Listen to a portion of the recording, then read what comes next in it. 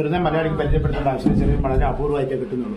ഒരു കുഞ്ഞ് ജനിക്കുമ്പോൾ തന്നെ നമ്മൾ ആദ്യമായിട്ട് അതിൻ്റെ വായിൽ വെച്ച് കൊടുക്കുന്ന ചെറുതേനാണ്. അതേപോലെ തന്നെ രോഗപ്രതിരോധ ശേഷി വർദ്ധിക്കാൻ ഏറ്റവും കൂടുതൽ ചെറുതേൻ നല്ലതാണ്. ആസ്മ, അലർജി, വൈറൽ ഫീവർ ഇതൊക്കെ ഉള്ളവർക്ക് ചെറുതേൻ നല്ലതാണ്. അതേപോലെ തന്നെ ചില കുഞ്ഞുങ്ങൾ 2 വയസ്സ് കഴിഞ്ഞാലും സംസാരശേഷി ഉണ്ടാവില്ല. വയമ്പിൽ ചെറുതേൻ അപ്ലൈ ചെയ്ത നാവിൽ പറ്റി കൊടുക്കുന്നതല്ല. മറ്റേ തേൻ അപേക്ഷിച്ച് കുറച്ച് വില കൂടുതലാണ്, വളരെ കുറച്ച് കിട്ടുള്ളൂ. സാധാ തേൻ 1 കിലോ കിട്ടുമ്പോൾ ചെറുതേൻ വെറും 100 ഗ്രാം മാത്രമേ കിട്ടുന്നുള്ളൂ. ഇത് mustard honey. Mustard honey Himachal നിന്നാണ് കളക്ട് ചെയ്യുന്നത്. വൈറ്റ് ഹണി എന്നും പറയും. ഇതാണ് മസ്റ്റർഡ് ഫ്ലവറിന് എടുക്കുന്നത്. വാദം, വെരിക്കോസ് വെയിനൊക്കെ ഉള്ളവർക്ക് ഏറ്റവും നല്ലതാണ് മസ്റ്റർഡ് ഹണി. ഇത് സാധാ അത് ഷിംലയിൽ നിന്ന് കളക്ട് ചെയ്യുന്നതാണ്. ഇത് ചൂടുവെള്ളത്തിൽ വെക്കണം, ഇല്ലെങ്കിൽ സൂര്യപ്രകാശത്തിൽ വെക്കണം, എന്നെങ്കിൽ അത് മെൽറ്റ് ആവും.